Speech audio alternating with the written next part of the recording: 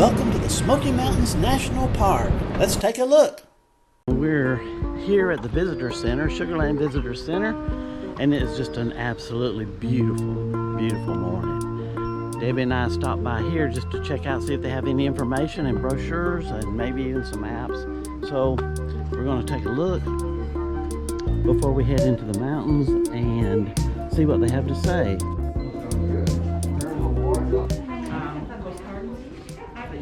Okay, we're here right now on that map. Okay. And if you're looking for stamps, I got it. Thank you. I'm just letting it dry. Okay, thank you so much. We're going to take a little hike to Laurel Falls. It just happens to be one of the falls that we picked out, and we're going to try to make it there. One thing I would recommend, that if you're going to take any hike and you plan on visiting and parking at a trailhead, you need to get there early. Sometimes if you drive just a little bit further, you'll find another parking spot close by.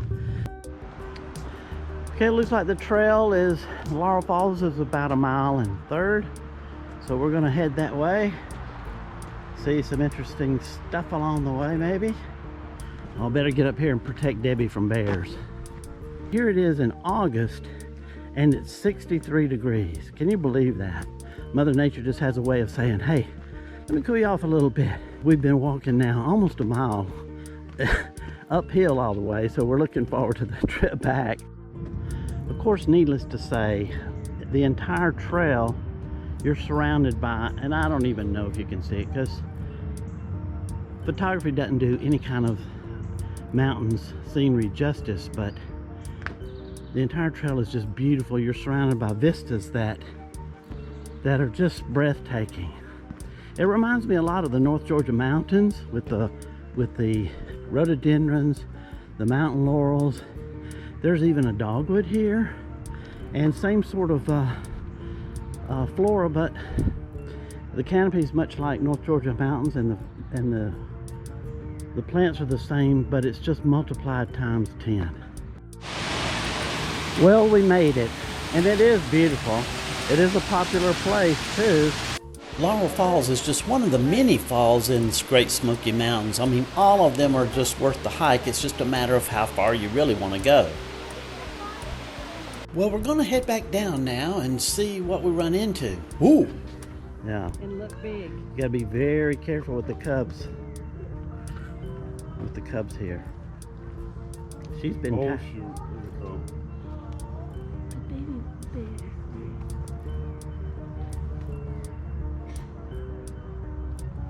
She will protect those cubs. Come on, man. Please go the other way so we don't have to go back. Yeah, go that way. We took off to our next destination, the Morton Overlook. It's one of 6 main overlooks in the park, which is just beautiful. We went through the Morton Tunnel and headed up that way, but it's 5,000 feet above sea level, and it's a great spot to watch sunrises and sunsets, and even storms roll through the park. You can see North Carolina, Tennessee, and it's about 13 miles from the Sugarland Visitor Center. Our next site is Cades Cove. It's about an 11-mile loop around through the park of just beautiful scenery, and it was settled early, but by about 1850 there was as many as 700 people here. We're in Cades Cove, and this land was farmland back in the early 1800s, like 1818.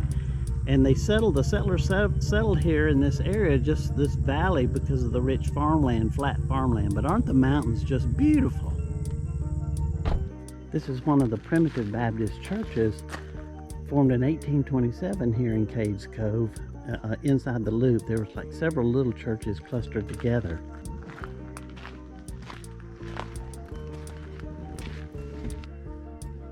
Wow.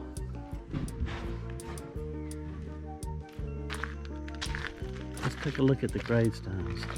Quite a collection of old tombstones from Revolutionary War to Civil War,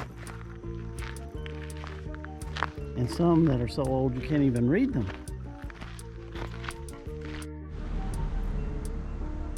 This is the Cades Cove Missionary Baptist Church, obviously founded in 1839. This was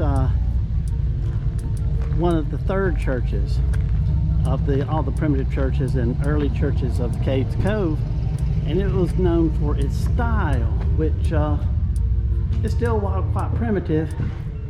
I guess it had a few more windows and a few more doors, but I'm just amazed at the wood, these pews. I have no idea how old these pews are, but they almost look original. They could be at least 100 years old, I guess. But I could just imagine all the singing, the echoes, and the preaching and weddings that took place here. Really amazing. Cades Cove tour around this valley is just phenomenal. I mean, the Smoky Mountains that ring this valley are just absolutely beautiful. And this valley that was farmed back in the 1800s would have been all cattle. They grew a lot of wheat, squash, potatoes, vegetables, things like that. And when the National Park Service took it over, they honored the cattle, the ranchers that were still here and the farmers, and they let them graze on and planted fescue. But now that that lease has run out, they've started planting native grasses in these meadows to try to fill them in with what would have originally been here. Stopped here around Cades Cove route to go to the Elijah Oliver cabin, which is just about half a mile up this trail. His dad, the Olivers, settled here early in the 1800s, and his dad built a cabin right where Cades Cove comes into this loop. And Oliver, his son, moved away for a while, but during the Civil War in around 1860 he left, but in about 1865 he moved back here and bought land and built his cabin, corn crib, and a spring. So the spring was cold enough here in the mountains to keep his milk and butter cold, and we're going to walk up to the cabin and take a look. They said it's worth the walk, and it's about a mile round trip. The woods are just incredible. It's quiet. You're liable to see bear, and it's just the serenity is just, if you like the woods, you like the greenery, it's the way to go. It's just so beautiful. Now we've made it to the cabin. Boy, this is really tucked back in the woods, and it would have been a beautiful place to stay. I can't imagine. It was half a mile walk, so a little bit of huffing and puffing. Let's take a look inside. This is the old spring well that Elijah Oliver built. Goodness, in the 1800s, that the spring, the water's coming right out of the mountain. Smoky Mountains runs down this trough and is collected where they needed it. And I guess this is where they kept probably dug a hole there, kept their milk and butter, anything that needed to be kept cool. Spring just runs right on down. It's close to the cabin where they could get what they needed and keep everything cool, all by Mother Nature. We'll take a look at this cabin from the back side. This was probably the smokehouse, and here we have just a back room. Oh, look at that fireplace. I don't know if you can see it. Look at those old original steps. I mean, that's pretty incredible. Just look at this old structure and how many of those, if those stones could talk, those steps.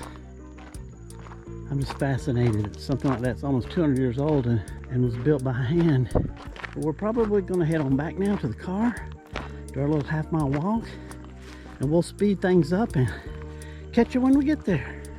Throughout the Great Smoky Mountains National Parks, there's just many, many, many trails, not just falls, but cabins and so many things to see that there's no way we could stop at all of them and explore everything. So we recommend plan what you want to see and hit it first thing early in the morning, and then fill in the rest of your day with what's left.